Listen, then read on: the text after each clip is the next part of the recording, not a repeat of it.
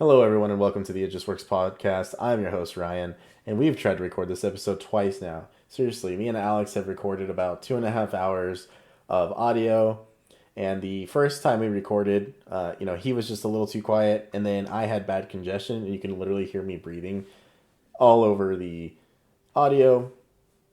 It just wasn't good.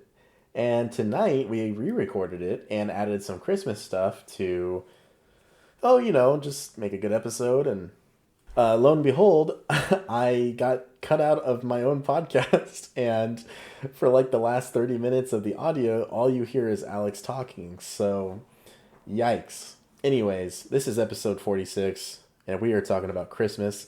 Merry Christmas to all of you wonderful people out there. This will be released on Christmas Eve, December 24th, 2020.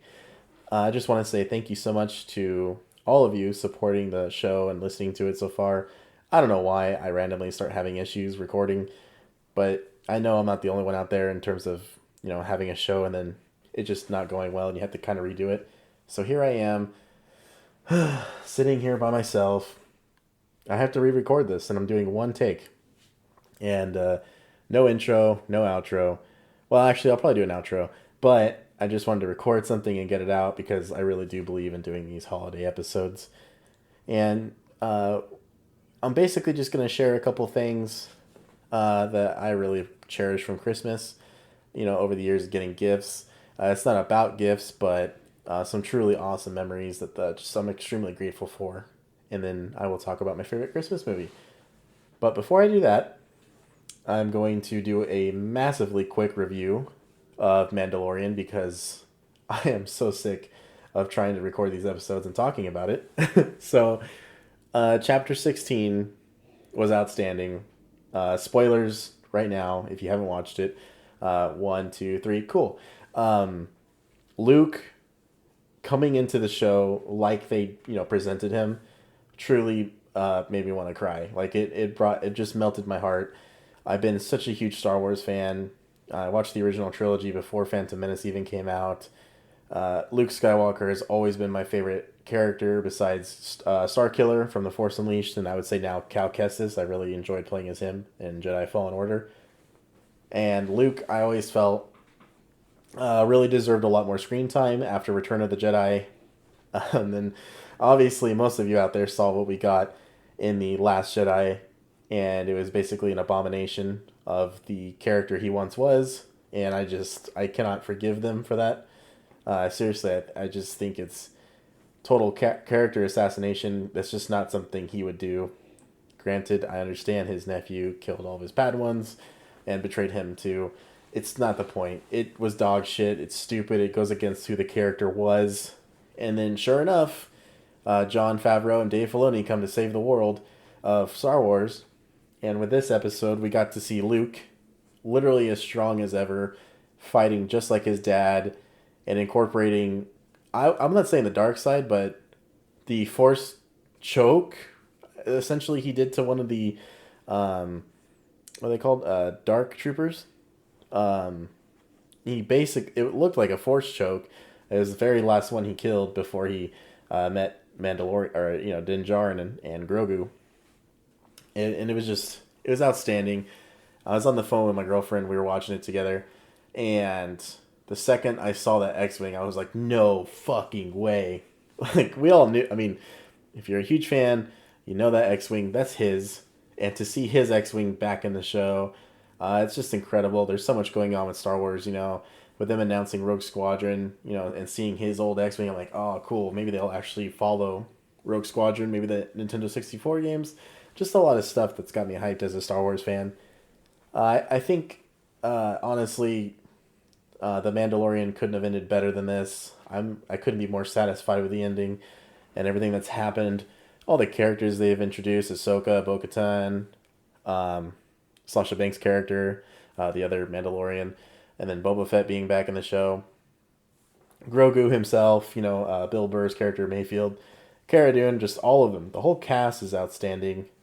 This show, truly raises the bar for what people can hope for when it comes to Star Wars. And I just couldn't be happier to see where it goes next. We got the Book of Boba Fett. coming out as its own series. You got the Obi-Wan series, which I'm truly hyped for. I want to see what they do with that. And then Mandalorian Season 3. Just a lot to look forward to. But ultimately, I think we're in good hands. And I think that season finale was insane. I've watched it 3 times. I'm probably going to rewatch the series soon. And it's outstanding. Seriously, if you haven't watched it yet, please go check it out. Luke Skywalker has been redeemed on screen. And I'm so grateful for it, to be honest with you. It really hurt to see my favorite character, my childhood hero when it came to characters, turn into what he was in The Last Jedi. So thankfully, Chapter 16 saved that. And that's pretty much my review of Mandalorian. The entire season was great. It was a ton of fan service, but I still believe it was really well done. And I'm excited to see the future of Star Wars. I have a lot of hope, but I still need to see it first. The sequel trilogy just left a bad taste in my mouth, and we really never know what to expect. So that's The Mandalorian, and now we're going to move on to Christmas. So Christmas is my favorite time of the year. Growing up when I was a kid, I'd always come to my grandparents' house pretty much the build up to Christmas. We were always out of school, and me and my brothers and my cousins, we would always come here to my grandparents' house, hang out, sleep over, watch movies, decorate the house, piss off the grandparents, drive them crazy most likely. 5 grandkids, 2 grandparents. I don't know how they did it till this day. I don't know how they dealt with us. But I'm always grateful for the memories we have here. Christmas just really holds a special place in my heart. Obviously everyone getting together as a family and just really enjoying each other's company. You got nice music, nice decorations. The house looks beautiful. It's always meant a lot to me. And I would say a couple of memories I have that are in regards to gaming is when the Nintendo DS came out, my grandma and grandpa bought me the Nintendo DS. It was the red one. It came with Mario Kart DS, and then my cousin's parents bought me Super Mario 64, and I got a bunch of other DS games, but honestly, it's just something I'm still grateful for to this day. Me and my cousins, we all got to play Mario Kart online through the DS. Super Mario 64 DS is awesome. You get to play as other characters. Then obviously we got a bunch of amazing DS games that came out later on. I just think that Christmas till this day is still insane because I just wasn't expecting to get a console like that, and till this day I still love handheld gaming almost more than console gaming. If I could probably play everything through handheld, I would, besides competitive multiplayer. I'd love it and I cherish it. I would say that the second memory I have is in 2007. It's Christmas Day. I was with my brothers, my mom and dad, and obviously we opened our gifts together as a family.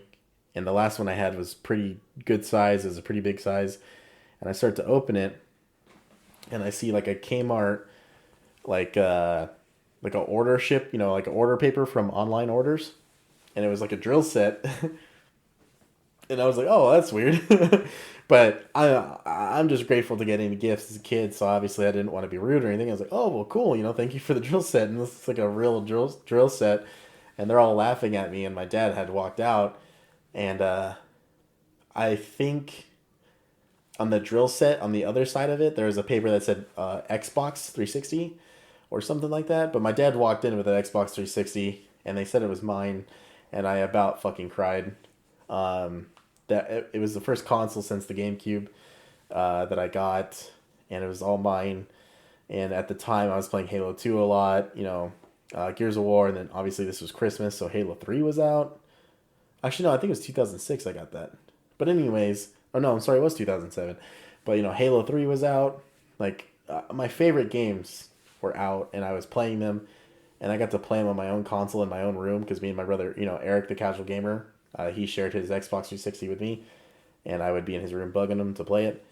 So it was just such a cool, monumental moment in my life, and I still appreciate the memory until this day. Christmas is absolutely just incredible. It's an amazing holiday, and the funny thing about that Xbox is, me and my brothers, we went to go play it after we hook it up, and it came with the Marvel Ultimate Alliance Forza Motorsport 2 disc, and We started playing it. I think we played it for probably a couple hours, and we went and had lunch with the parents, and then we came back up to play, and I actually got the Red Ring of Death. So on Christmas Day, I had the Red Ring of Death on my Xbox, which was totally heartbreaking, but it is what it is. We got it fixed, and I think a week later after that, I got it again. I'm pretty sure I got the Red Ring of Death 3 times on my Xbox, and it was horrible. Xbox gave me Xbox Live for free, I think for like 2 years. They fixed the Xbox for free.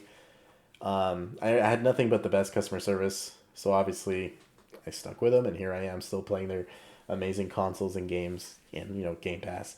So those are two gaming related Christmas memories I have. Just absolutely amazing memories. Ultimately, though, it's just nice to be with the family for the holidays and just appreciate being together in each other's company. It's truly just something beautiful, and I'm very grateful for. I'd say the next thing I want to talk about is my favorite Christmas movie, which is actually National Lampoon's Christmas Vacation. That's my pick for the best Christmas movie you can watch. There's tons and tons of amazing choices out there. I'm sure you know exactly what they are. It's just the memories I have watching this with my dad, my mom and dad, my brothers, and then my grandpa, good old Gipa. We lost him last year, but every year we could, we watched Christmas Vacation as a family, and everyone just really, really loves the film. It truly is one of the funniest films it's ever made. I believe if you haven't watched it, please go watch it. But there's a part in the movie that my grandpa just truly lost his mind, and it was the family's eating dinner. They're all having their Christmas dinner, and the massive tree that they have is lit up, and the cat that their uncle brought is fucking with the Christmas lights, and it bites into the cord, or I think the power goes out and they turn it on while it's messing with the cord, and the cat is underneath the recliner and gets completely roasted. It gets electrocuted to death. Obviously, it's a movie, I think from the 80s. It's just it's a joke. Obviously, the cat nothing happened, but it just shows a burn mark, and the cat's stretched out. It's honestly the funniest shit. But my grandpa would be in tears over it. He loved it so much. It's just a great movie. I loved watching it with the family. Chevy Chase is the main character. He's just hilarious in it, or he's the main actor. That guy is just absolutely hilarious with his facial expressions. His comedy's great. When he's turning on the lights, it knocks out the power in the whole city. There's this part where he's staring at, there's a beautiful woman that's selling jewelry, and he gets caught from his son staring at her chest. And it's just really funny moments that are very human in a way. The average person could have these experiences, and I think that's why the movie really stands out. Is for the most part, a lot of it is. I can't believe I just got a notification sound. I'd say for the most part, a lot of the experiences can be expected in such a way. So I just find it really funny, and I just wanted to share that with you guys. Just wanted to get something out for the holiday. I don't know why we continue to keep having. Why am I getting notifications? I am sorry, you're gonna hear that sound. But I just wanted to record something real quick, and I hope all of you have a wonderful holiday. I hope you're all safe, and I hope you get to spend it with your loved ones. So I just want to say Merry Christmas one more time. I am your host, Ryan, and we won't be back until January 1st. July 1st, that'd be crazy. We're going to be back New Year's Day to celebrate that holiday with you as well. Just thank you guys from the bottom of my heart. Seriously, it means the world to me that you give me this chance to record and just release this show. I love this show to death. I always want to do better, and I'm going to continue to make that my goal coming in 2021. I have a lot of things planned and a lot of people to have on as we continue to grow the show. So that's it. Merry Christmas, and I'll see you guys in about a week. Take care.